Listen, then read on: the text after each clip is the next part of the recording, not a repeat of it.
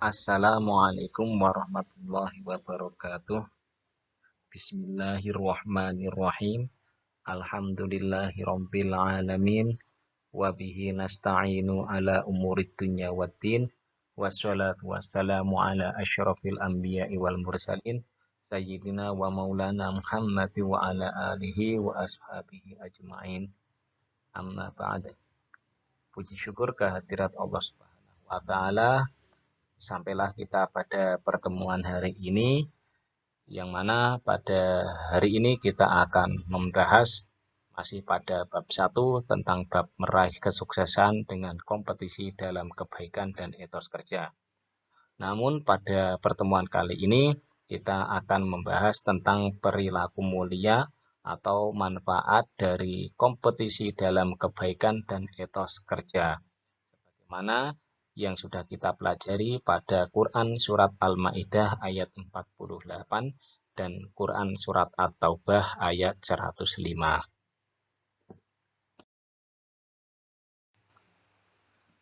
Sebelum kita membahas lebih lanjut, marilah kita simak dan baca bersama-sama tentang Quran Surat Al-Ma'idah ayat 48 dengan tujuan lebih memperlancar bacaan kita karena dalam materi ini adanya hafalan. Mari kita mulai bersama-sama. Bismillahirrahmanirrahim. Wa anzalna ilaikal kitaba bil haqqi musaddiqan lima baina yadayhi minal kitabi wa muhaiminan alaihi fahkum bainahum bima anzalallahu wa la tattabi' ahwa'ahum amma ja'aka minal haqq likullin ja'alna minkum syir'atan wa minhaja walau sya'allahu laja'alakum ummatan wahidatan walakin liyabluwakum fima atakum fastabiqul khairat ilallahi marji'ukum jami'an fayunabbi'ukum bima kuntum fihi takhtalifun. Shadaqallahul azim.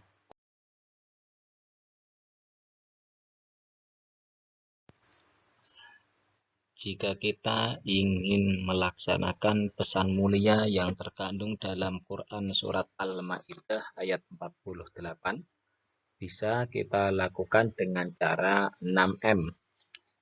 M yang pertama yaitu mengawali dengan basmalah. Mengawali suatu amal kebaikan dengan membaca basmalah dan berdoa kepada Allah Subhanahu wa taala agar diberikan kemudahan, kelancaran, dan keberkahan. Doa merupakan kekuatan spiritual yang akan mendorong kalian untuk berusaha maksimal hingga amal tersebut paripurna. Samping itu, ada nilai pahala atas amal yang dilakukan dengan ikhlas. Kedua, melakukan dengan penuh semangat. Melakukan semua amal kebaikan dengan penuh optimis dan semangat. Sikap optimis dan semangat ini akan membuat seseorang menjadi yakin mampu mengerjakan amal kebaikan dengan tuntas. Lebih dari itu, tumbuh rasa senang dan bahagia karena telah berhasil menyelesaikan sebuah amal kebaikan. Ketiga, menjaga konsistensi. Menjaga konsistensi atau istiqomah amal kebaikan yang sudah kita lakukan. Kualitas dari amal kebaikan akan semakin meningkat apabila kita lakukan dengan konsisten. Tiap hari akan ada pengalaman baru untuk perbaikan kualitas amal pada hari berikutnya dan masa datang. Keempat, mempelajari ilmu yang terkait dengan peningkatan kualitas amal kebaikan. Antara ilmu dan amal merupakan suatu kesatuan. Ilmu tanpa amal ibarat pohon tak berbuah. Demikian pula beramal tanpa ilmu akan mengakibatkan amal tersebut tertolak. Menambah bekal ilmu dapat kita lakukan dengan belajar di lembaga pendidikan formal maupun non-formal. Kelima, membiasakan bekerja sama. Membiasakan diri beramal secara bersama-sama dengan melibatkan banyak orang. Dalam hal ini bukan berarti mengabaikan amaliyah yang sifatnya pribadi. Keterlibatan banyak orang dalam suatu amal kebaikan akan membuat nilai amal tersebut semakin baik. Dan yang terakhir adalah mengamati, meniru, dan memodifikasi. Setelah kita melakukan M6 di atas, tentu banyak manfaat yang diperoleh dari perilaku kompetisi dalam kebaikan. Di antara manfaat tersebut adalah yaitu pertama, memperoleh ridho dan pahala dari Allah Subhanahu wa taala. Allah Subhanahu wa taala akan memberikan pahala kepada kita jika melakukan pekerjaan dengan ikhlas. Kesuksesan tertinggi bukanlah sukses duniawi, tetapi kesuksesan tertinggi adalah ridho dari Allah Subhanahu wa taala. Kedua, menjadi manusia yang bermanfaat. Manusia terbaik adalah manusia yang mampu menebar manfaat dan kemaslahatan sebesar-besarnya kepada masyarakat. Nilai sebuah kebaikan akan berlipat ganda jika mampu memberikan manfaat yang besar untuk masyarakat luas. Ketiga, mempercepat penyelesaian pekerjaan. Keinginan untuk menyelesaikan pekerjaan ini didasari oleh motivasi untuk menyelesaikan pekerjaan lainnya. Jika menunda suatu pekerjaan, maka pekerjaan yang lain ikut terbengkalai. Di samping itu, ada kompetitor yang memicu peningkatan kinerja. 4. Termotivasi untuk menjadi lebih baik. Saat kita berkompetisi dengan pihak lain, akan tumbuh keinginan untuk menjadi yang paling unggul. Tentunya hal ini membutuhkan persiapan yang matang. Meskipun hasil akhirnya belum tentu sebagai pemenang, tetapi sudah berhasil menunjukkan kemampuan terbaik yang dimiliki merupakan prestasi tersendiri yang patut diapresiasi. Kelima, menjadi pribadi yang disiplin dan bertanggung jawab. Keinginan untuk menjadi yang terbaik harus diikuti dengan sikap disiplin dan tanggung jawab.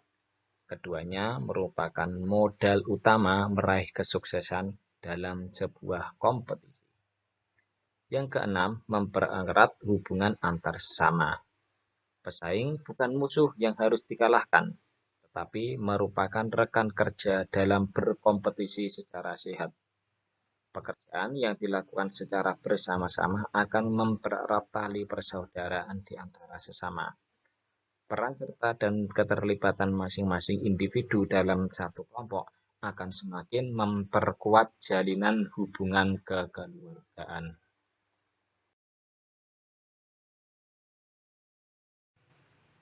Selanjutnya, pada Quran Surat At-Taubah ayat 105, mari kita bersama-sama untuk membacanya. Sebelumnya perlu diperhatikan untuk Quran Surat At-Taubah, jika membacanya pada ayat pertama Quran Surat At-Taubah, maka haram untuk membaca basmalah. Dan jika di pertengahan Quran Surat At-Taubah, maka makruh membaca basmalah. Maka kita cukup mulai dengan ta'awud. Mari. A'udzu billahi minasyaitonir rajim. Wa qul i'malu fasayarallahu 'amalakum wa rasuluhu wal mu'minuna wa saturadduna ila 'alimil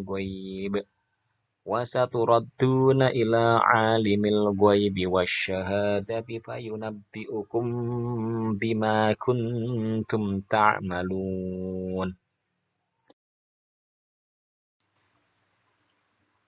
Setelah kita membaca dan mempelajari tentang Quran Surat At-Taubah ayat 105, maka Cara untuk meningkatkan etos kerja kita diantaranya bisa, yaitu pertama, membuat skala prioritas dari semua pekerjaan yang mendesak untuk segera diselesaikan. Memilih dan menentukan sebuah pekerjaan yang akan diselesaikan dalam waktu dekat akan meringankan beban pikiran, sebab pikiran yang terlalu berat akan menghambat terselesaikannya sebuah pekerjaan. Kedua, meningkatkan semangat, pengetahuan, dan keterampilan yang menunjang pekerjaan. Pengetahuan yang luas dan mendalam tentang hal-hal yang terkait dalam pekerjaan akan sangat menunjang bagi peningkatan etos kerja. Lebih dari itu, keterampilan atau skill dan semangat tinggi akan semakin meningkatkan kualitas dan kuantitas hasil pekerjaan. Ketiga, saling memberi motivasi kepada rekan kerja agar terjaga komitmen untuk maju dan sukses bersama-sama. Banyak faktor yang mempengaruhi turunnya motivasi untuk meraih sukses. Antaranya adalah munculnya rasa malas yang tidak diketahui dari mana asalnya. Hal ini dapat diatasi dengan saling memberi motivasi di antara teman. Dengan demikian, semua teman akan memiliki semangat untuk maju dan sukses secara bersama-sama dalam meraih cita-cita. Keempat, menciptakan suasana kerja yang nyaman dan saling menjaga perasaan rekan kerja. Suasana nyaman akan tercipta jika masing-masing individu tidak mudah menyalahkan orang lain. Sebaliknya, lebih banyak mawas diri. Membiasakan diri untuk menyapa sambil melempar senyuman kepada teman akan membuat hati senang dan bahagia. Dengan demikian, suasana belajar di dalam kelas terasa menyenangkan. Kelima, melibatkan teknologi canggih dalam proses pekerjaan. Pada era revolusi industri 4.0 saat ini, teknologi berperan sangat penting untuk menunjang keberhasilan sebuah pekerjaan, terutama teknologi informasi dan komunikasi.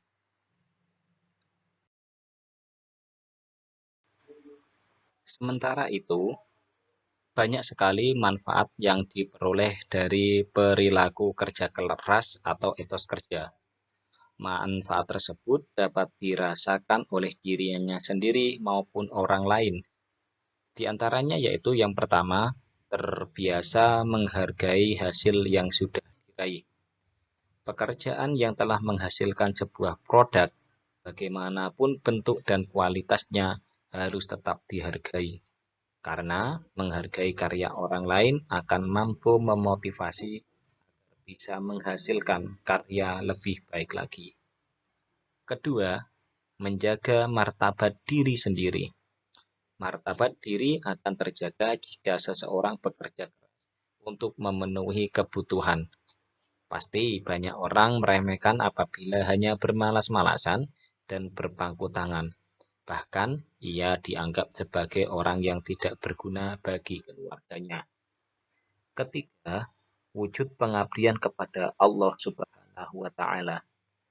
Kerja keras yang dilakukan oleh seseorang dengan niat ikhlas karena Allah Subhanahu wa Ta'ala dan untuk memenuhi kebutuhan hidup merupakan wujud ibadah kepadanya.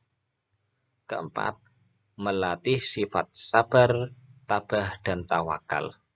Setiap pekerjaan yang dilakukan dengan sungguh-sungguh pasti akan menghadapi hambatan. Dengan senantiasa bekerja keras, maka akan muncul sifat tabah, sabar, optimis, serta tawakal. Pada hakikatnya, kesuksesan merupakan karunia Allah Subhanahu wa Ta'ala.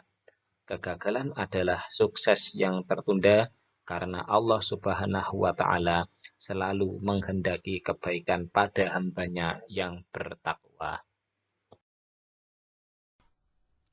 Demikian pembahasan kali ini, semoga memberikan barokah manfaat untuk kita semuanya. Kurang lebihnya dari kami mohon maaf sebesar-besarnya. Wal afu minkum, wallahu a'lam bishawab. Wassalamualaikum warahmatullahi wabarakatuh.